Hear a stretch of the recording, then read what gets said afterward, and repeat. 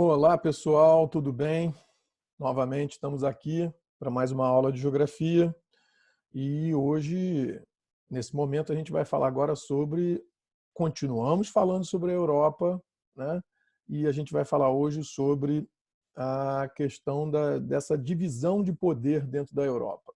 Por que que existem algumas diferenças e por que que os países mais ricos, né, da Europa, os mais relevantes, que são três: França, Reino Unido e Alemanha, por que que esses três caras são os mais importantes e os mais ricos e desenvolvidos do continente europeu? A gente já falou na aula passada que existem algumas regiões e que os países da Europa não têm exatamente os mesmos níveis de desenvolvimento, né?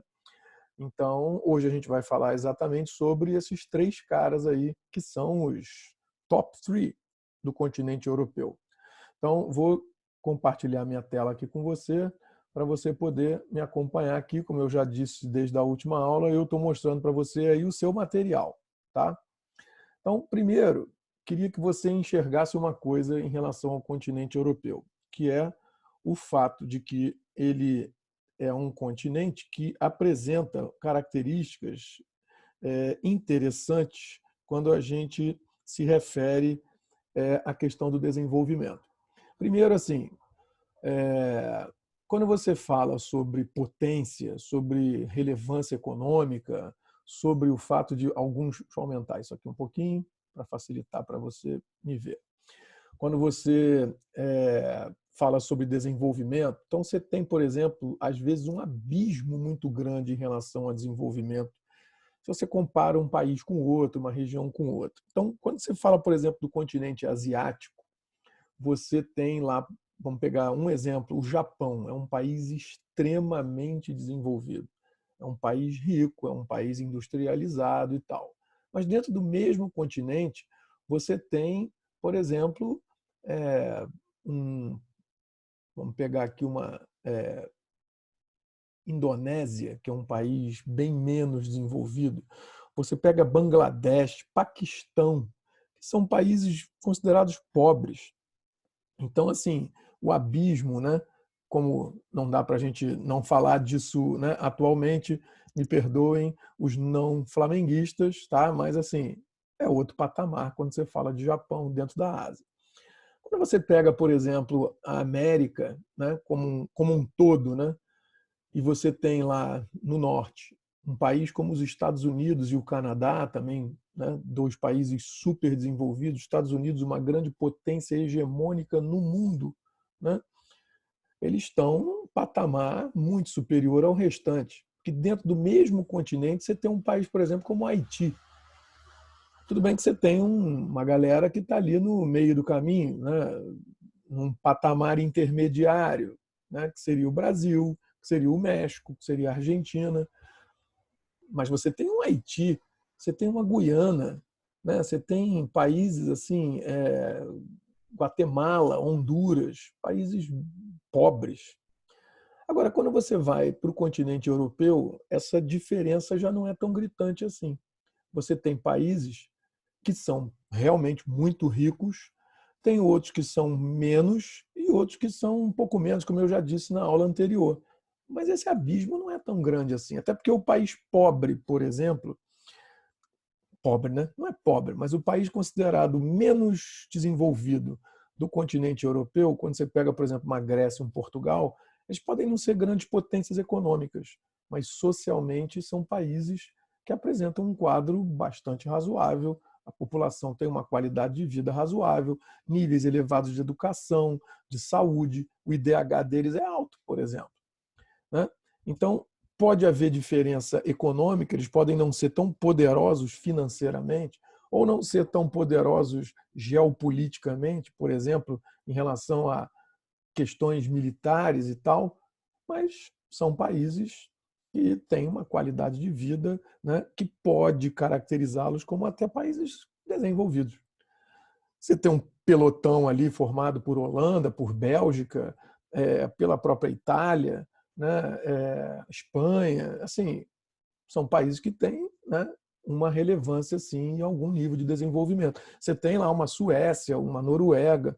Então, nessa tabela aqui, ó, você consegue ver, por exemplo, aqui está falando especificamente sobre a questão financeira, né? Sobre a questão do PIB, Produto Interno Bruto de cada país. É como se fosse assim, quantidade de riqueza que esse país produz, PIB per capita. Então, obviamente, você tem lá no top, no topo da linha da tabela da cadeia alimentar europeia, Alemanha, Reino Unido e França. Está aqui os três, ó, com PIB realmente muito maior do que todos os outros. Mas você tem uma Itália, uma Espanha que, pô, comparando com o PIB de países pobres, isso aqui está muito bom. Você tem Holanda, Polônia, Suécia, Bélgica, Áustria, União Europeia como um todo, é o somatório de todos os países membros. Então, assim, nota-se que você não tem exatamente uma potência tão hegemônica em relação aos outros. Você tem, sim, diferenças, mas não é um abismo entre eles. Olha essa imagem aqui, como é que também é interessante você ver esse mapa. Ele te mostra o seguinte, participação de cada um desses países aí no todo do PIB do continente europeu. Então, você pega o PIB do continente europeu, 100% do PIB. Quantos por cento desse PIB cabe a cada um desses países? Então, você consegue ver aqui, ó, se eu conseguir, deixa eu ver se eu consigo aumentar aqui para você. Não, não consegui não, mas tudo bem. Você consegue ver no seu livro aí depois com uma certa tranquilidade. Você vai ver o seguinte, olha aqui, ó. Deixa eu usar aqui minha canetinha. Você tem aqui, ó, dentro dos países, os verdes são aqueles cujo PIB passa de 10% do total do PIB europeu. Então você só tem 3 países que representam tanta riqueza assim. Está aqui, ó. Quem são eles? Então vou mostrar aqui para você numa setinha. Então você tem aqui, ó, Reino Unido, você tem aqui a França e você tem aqui a Alemanha. Só esses 3 caras aí têm um PIB que passa de 10% do PIB europeu.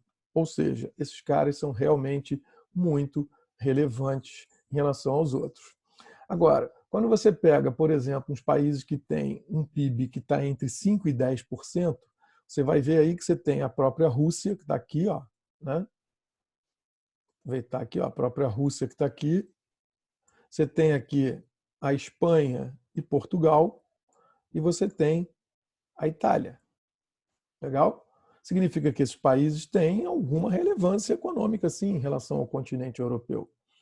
Quando você fala já dos países que são o laranjinha, entre 1 a 5% do PIB, você vê que já não são países com tanta relevância assim.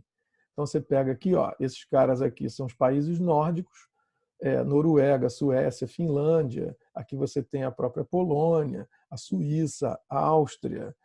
Então, assim, são países que estão num patamar um pouco inferior. E aqueles que estão no patamar mais inferior de todos, ou seja, tem um PIB que não passa de 1% do total do PIB europeu, você tem, por exemplo, a Islândia, que não quer dizer que seja um país pobre, tá, gente? Porque ela tem uma qualidade de vida absurdamente elevada, socialmente é um país extremamente avançado, uma democracia absolutamente consolidada, e você tem alguns países que estão ainda em processo de reconstrução, porque são aqueles caras da região aqui, ó, essa região que praticamente é formada pelos países ex-socialistas, a Europa do Leste, aqueles países que tiveram origem da fragmentação da Iugoslávia e tal, são países que estão num processo ainda lento de reconstrução econômica desde que deixaram de ser países socialistas. Esse daqui que se destaca é a Romênia, porque foi um país que conseguiu ter um avanço um pouco melhor do que os outros. Bom, mas isso daí, então, demonstra o seguinte, que essa divisão da importância dentro do continente europeu, ela é bem, assim, como eu disse, não apresenta tantas disparidades assim. Então, existe uma proximidade em relação à questão.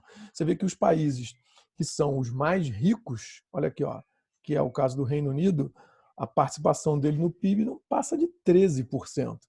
A França, mesma coisa. E a Alemanha, um pouco maior, mas não passa de 20%.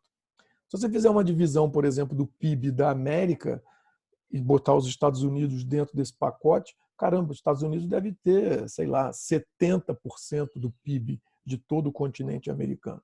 Então isso mostra o quanto que ele se destaca em relação aos outros. Se você pegar o PIB da Ásia e ver a participação do Japão e da China, por exemplo, cara, eles vão realmente ter muito mais participação do que Bangladesh, Paquistão, Mongólia, tá legal?